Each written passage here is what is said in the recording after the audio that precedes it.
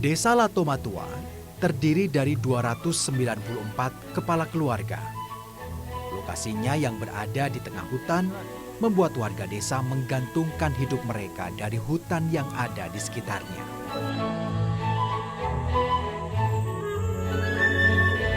Tiba-tiba, saya mendengar suara deru sebuah mesin tak jauh dari lokasi saya berada. Saya pun mencoba untuk mencari sumber suara tersebut. Ternyata, apa yang menjadi dugaan saya pun benar. Suara deru mesin tersebut berasal dari mesin senso yang sedang digunakan untuk menebang sebuah pohon.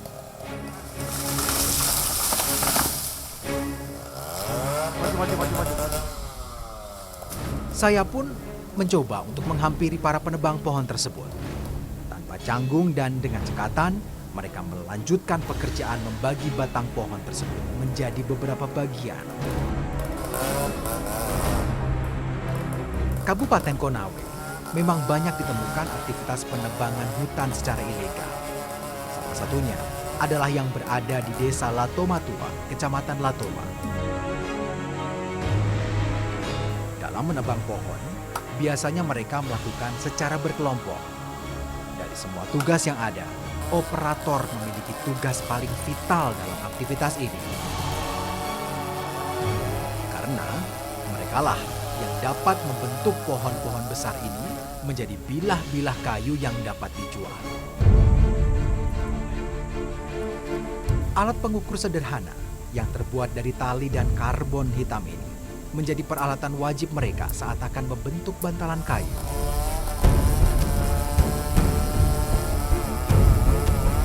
Tidak ada larangan dari pemerintah desa atau bagaimana untuk menebang pohon ini?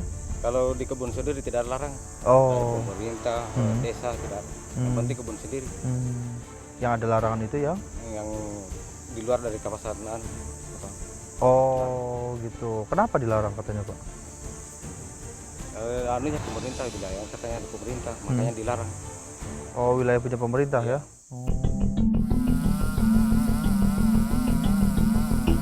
Hutan yang berada di wilayah ini memang masuk ke dalam wilayah Kesatuan Pengolahan Hutan Lindung. Hal ini membuat masyarakat dapat mengelola sumber daya yang ada di dalamnya. Namun, bila penebangan dilakukan di daerah aliran sungai atau daerah yang terlarang, hal tersebut tetap dikategorikan sebagai pelanggaran. Untuk setiap bilah kayu yang sudah selesai mereka buat, akan langsung mereka bawa menuju tepi sungai.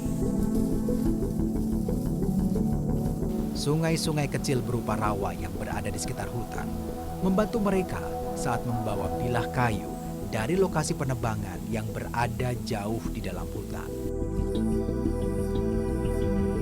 Bilah-bilah kayu ini kemudian mereka kumpulkan di tepi sungai besar. Sungai-sungai inilah yang nantinya menjadi akses transportasi mereka dalam membawa bilah kayu yang akan mereka jual. Jadi kayu-kayu yang sudah ditebang tadi itu dikumpulkan di sini untuk dibuat rakit biar bisa dibawa dan dijual di tempatnya. Dan untuk membuat rakit ini butuh 1 kubik atau 12 kayu seperti ini Pak ya. 12 kayu seperti ini, tapi nggak semuanya kayu ini. Ada kayu-kayu ringan yang membuat rakit ini agar bisa mengapung. Cuma kendalanya adalah arus sungai yang sedang deras menyulitkan mereka untuk membawa rakit-rakit ini karena itu akan menyulitkan mereka mengontrol jalan kayu. Karena harapan mereka makanya biar bisa cepat surut, bisa cepat sampai di tempat penjualannya agar mereka juga bisa cepat dapat uang. Dalam sekali penjualan, ada sekitar 10 hingga 12 kubik kayu yang mereka bawa. Untuk setiap kubik kayu, mereka mendapatkan uang sebesar Rp900.000. Hasil ini mereka pecah menjadi beberapa bagian kepada siapa saja yang terlibat dalam aktivitas ini. Sangat disayangkan bila fungsi pohon dalam sebuah hutan hanya bernilai uang untuk kelanjutan hidup warga yang tinggal di sekitarnya. Kita masyarakat Latoma ini, kita kan terganjal Pak. Ada 2 yang mengganjal kita. Apa Pak? Pertama, transportasi. Betul. Kita transportasi jalan ini, biar kita misalkan di sini simpan emas, kita tidak bisa keluar untuk menjual.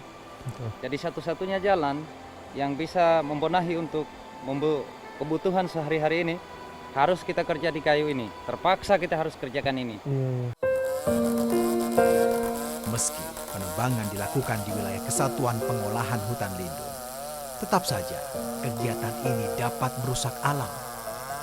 Rusaknya ekosistem secara perlahan akan mengubah fungsi hutan sebagai penyimpan air dan pengendali air yang dapat mencegah banjir.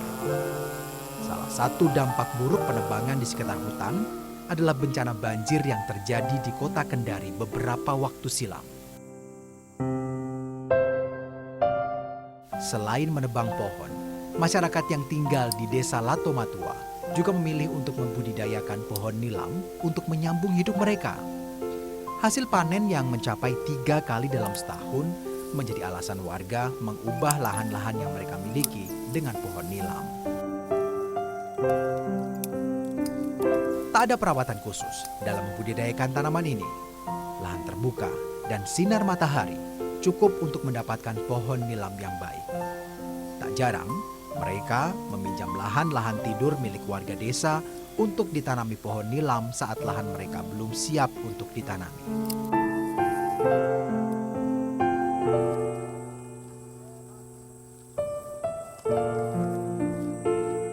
Sebelum diolah, pohon-pohon yang sudah selesai dijemur terlebih dahulu, mereka potong menjadi bagian yang paling kecil. Hal ini dilakukan untuk memudahkan mereka mendapatkan minyak atsiri saat proses penyulingan. Di tahun berapa masyarakat di sini bergantung sama nilam ini, Bu?